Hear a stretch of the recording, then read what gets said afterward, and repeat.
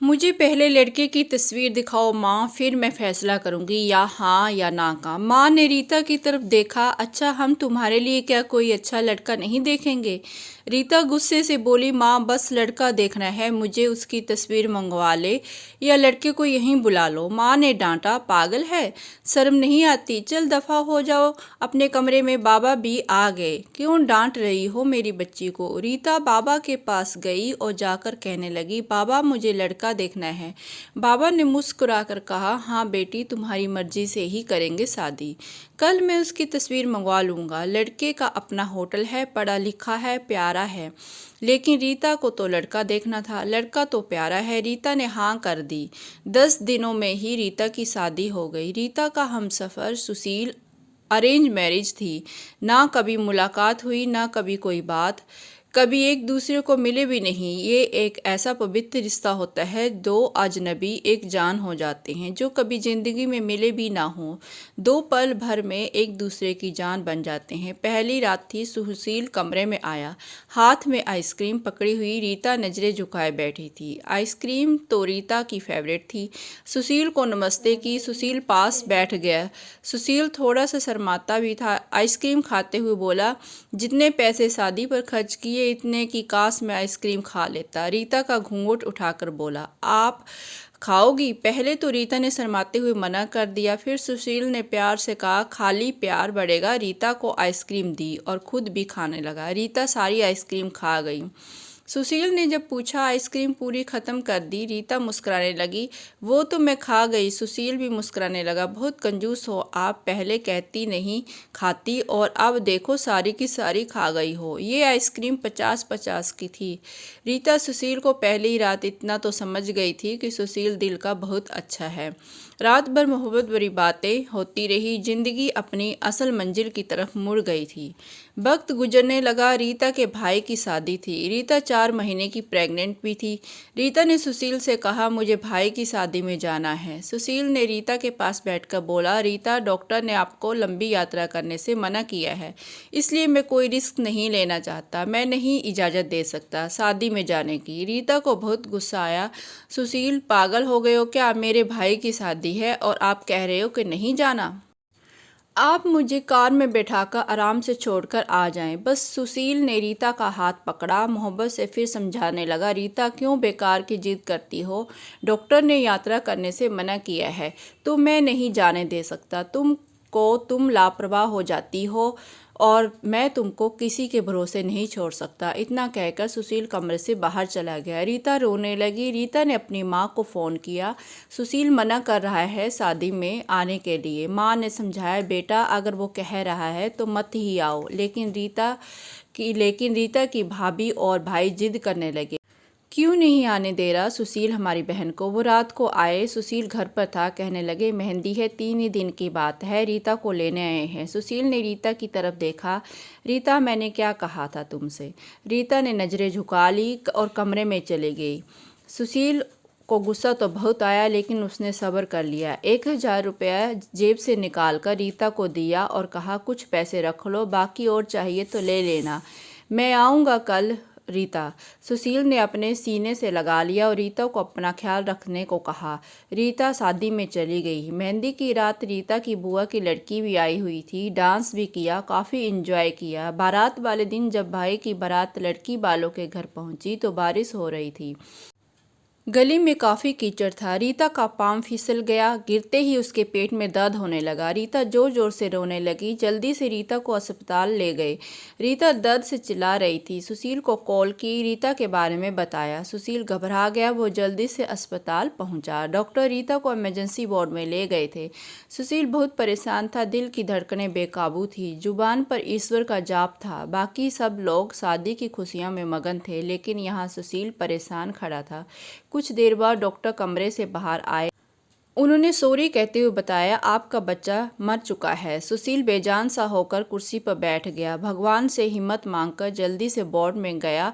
रीता रो रही थी। सुशील को देखकर मुंह मोड़ लिया। सुशील पास बैठ गया, सर पर हाथ फेरने लगा। अच्छा चल, चुप कर मेरी सोनी, रोना बंद कर, बस ऊपर वाले की मर्जी थी। रीता फूट फूट कर रोने लगी। सुशील, मुझे माफ़ कर दो, मुझसे गलती हो गई। सुशील ने आंसुओं से भीगी हुई पलकों को चूम लिया।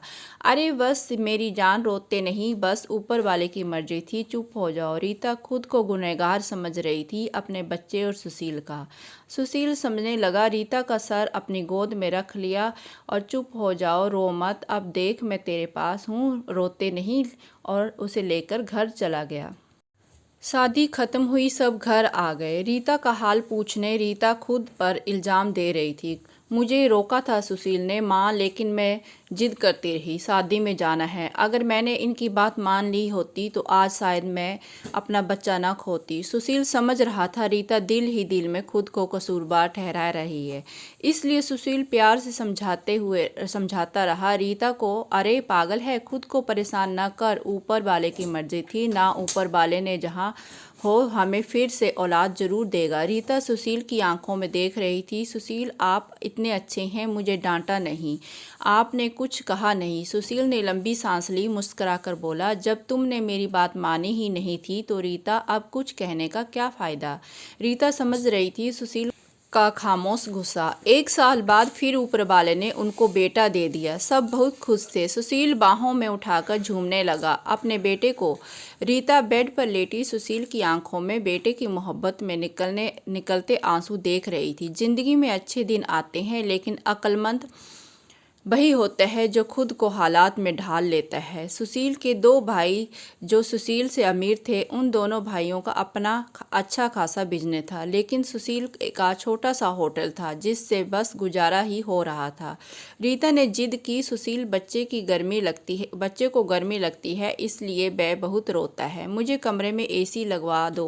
सुशील ने सिर पर हाथ रखा। अरे रीता, पागल हो गई हो क्या, मेरे पास नहीं है इतने पैसे एसी के लिए। रीता ने जिद की, मुझे एसी चाहिए बस कमरे में। सुशील अपने बेटे को सीने से पर लेटाकर खेल रहा था। उसके साथ रीता बस एसी लगवाने की जिद किए बैठी थी। सुशील ने रीता का हाथ पकड़ा, अपने करीब किया। रीता, पता नहीं क्यों इतनी जिद्दी हो तुम, लगवा दूंगा एसी, ये लो, सो गया मेरा राजकुमार, इसको लेटा दो। 2 साल बाद ऊपर वाले ने एक बेटी भी दी। वे दोनों बहुत खुश थे।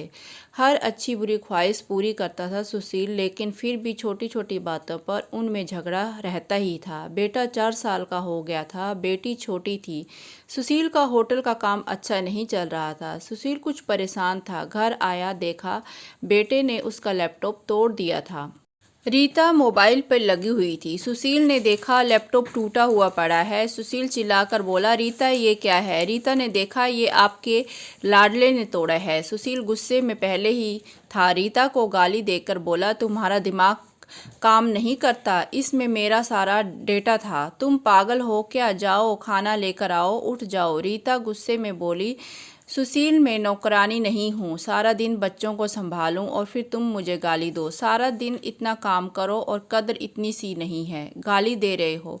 रीता खाना लेकर आई। बैंगन बने हुए थे। सुशील ने बैंगन देखे, चिल्लाकर बोला, तुम्हारा दिमाग खराब है, तुमको कितनी बार समझाया है कि मैं बैंगन नहीं खाता। सुशील ने खाना उठाकर फेंक दिया, उठकर बाहर चला गया। इतने में बेटे ने कांच का गिलास तोड़ दिया जो हाथ पर लग गया। काफ़ी खून बहने लगा था हाथ से। रीता ने बेटे को 1-2 थप्पड़ लगा दिए। बहुत तंग आ गई हूँ मैं तुम बाप बेटे से। बेटे को उठाकर कमरे में ले गई। रो रही थी, साथ ही उसे बोल भी रही थी, 5 साल हो गए हैं बस इस इंसान के साथ, कभी कदर ही नहीं की है। बेटे के जख्म पर मरहम लगाने लगी। इतने में बेटी भूख से रोने लगी। बेटी को गोद में उठाया। इस इंसान की ऐसी हरकतें रहीं तो गुजारा मुश्किल हो जाएगा। रात भर सुशील गायब रहा। रीता ने भी फोन करके ना पूछा। रीता ने अपनी माँ को बताया, सुशील आजकल ना खर्चा दे रहा है, ना अच्छे से बात करता है, गालियाँ देता है। माँ ने कहा, अच्छा हम कहते हैं। बाद में सुशील को महसूस हुआ उसने अच्छा नहीं किया रीता के साथ। आज घर जाकर रीता को सॉरी कहूँगा। घर आया, देखा घर में रीता के माँ बाप, चाचा सब आकर बैठे हुए थे।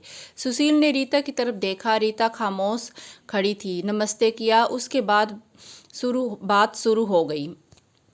रीता को क्यों गालियां देते हो। सुशील को बहुत गुस्सा आया। घर की बात ही हम दोनों सुलझा लेते। सुशील ने गुस्से से कहा, इसको सब कुछ देता हूँ, ये बस तमाशा लगाना चाहती है। रीता भी गुस्से में थी, वो भी गुस्से में बोली, क्या देते हो? वो महीने में 10,000 देते हैं, जिनका दोनों बच्चों का दूध भी पूरा नहीं होता है। एहसान करते हो मुझ पर? तुम्हारे बच्चों पर खर्चा करती हूँ। बहस इतनी बढ़ गई कि सबके सामने सुशील ने रीता को थप्पड़ मार दिया। रीता की माँ को बर्दाश्त नहीं हुआ। वो अपनी बेटी को साथ ले गई, दोनों बच्चे भी साथ ले गई। सुशील ने भी ना रोका उन्हें। रीता नाराज होकर चली गई। रीता को थप्पड़ ज़्यादा जोर का लगा था, निशान बन गया था चेहरे पर। माँ भी रोने लगी। ना जाने पहले भी कितना जुल्म करता होगा मेरी बेटी पर, कमीना इंसान। सुशील पहले से ही अपने होटल की वजह से परेशान था, काम ना होने की वजह से, और अब ये परेशानी बन गई। रीता मायके में थी, सुशील यहाँ था, घर में परेशानी थी। हालात इतने ख़राब हो गए, सुशील को अपना होटल बेचना पड़ा। 2 महीने गुजर गए, दोनों ने एक दूसरे से बात तक न की। दोनों गुस्से में थे। सुशील कहता, खुद गई है, खुद वापस आए। रीता की अक्कड़ थी, मनाने आएगा तो जाऊंगी। दिन गुजरते गए, 8 महीने गुजर गए, कोई बातचीत नहीं हुई। सुशील के एक दोस्त ने सुशील से कहा, विदेश जाना है तो बताओ, मेरे पास एक ही वीज़ा है। हालात काफ़ी बुरे थे, सुशील विदेश चला गया, नंबर बंद हो गया। 1 साल गुजर गया, दोनों ने कोई बात ना की एक दूसरे के साथ। रीता भाई से खर्चा लेती, बच्चों के दूध का या फिर दूसरी ज़रूरत सामान का। भाई कब तक दे सकता था खर्चा? उनके भी अपने बच्चे थे। कभी रीता के बच्चे को कोई नुकसान कर देते, कोई चीज़ तोड़ देते तो रीता की भाभी हजारों बातें करती, ताने देती थी। रीता चुपचाप सुन लेती थी, क्या करती, आखिर किसी को कुछ बताती भी ना थी। दीपावली का दिन था। रीता ने भाई से कहा, पैसे दे दो, बच्चों को शॉपिंग करवानी है। भाभी पास से बोली, बहन साफ सी बात है, हमारे पास फालतू के पैसे नहीं हैं। उसी इंसान के साथ गुजारा नहीं होता है तो तलाक लेकर किसी दूसरे से शादी कर लो, जाओ यहाँ से। रीता उस दिन बहुत रोई थी, उसे एहसास होने लगा, सुशील तो मेरे सर का ताज है। सुशील दुबई में बच्चों को याद कर बहुत रोता था। रीता पागल, बात कुछ भी नहीं थी, और तूने ये क्या कर दिया? उधर रीता के भाई ने रीता के लिए एक आदमी देखा जिसकी पत्नी की मृत्यु हो चुकी थी, 4 बच्चे थे। उसके भाई ने रीता से कहा, बस सुशील से तलाक ले लो, इस आदमी से शादी करके घर बसा लो अपना। रीता की आंखें भीग गई थी आंसुओं से। जल्दी से मोबाइल निकाला, सुशील को फ़ोन लगाया, नंबर बंद आ रहा था। रीता रोने लगी, मुझे सुशील के पास ही जाना है, मुझे कोई शादी नहीं करनी है किसी से। उधर सुशील का भी दिल तड़पा। उसने सोचा, मेरी रीता को तो मासूम सी है, थोड़े से गुस्से पर नाराज हो जाती है ना, खुद ही माफ़ी मांग लूँगा अपनी जान से। वो टिकट करवा कर हिंदुस्तान वापस आ गया। रीता से रोकर भगवान से अपनी गलती की माफ़ी मांग रही थी के ऊपर वाले, मुझे माफ़ कर दो, मुझे मेरा सुशील वापस कर दो।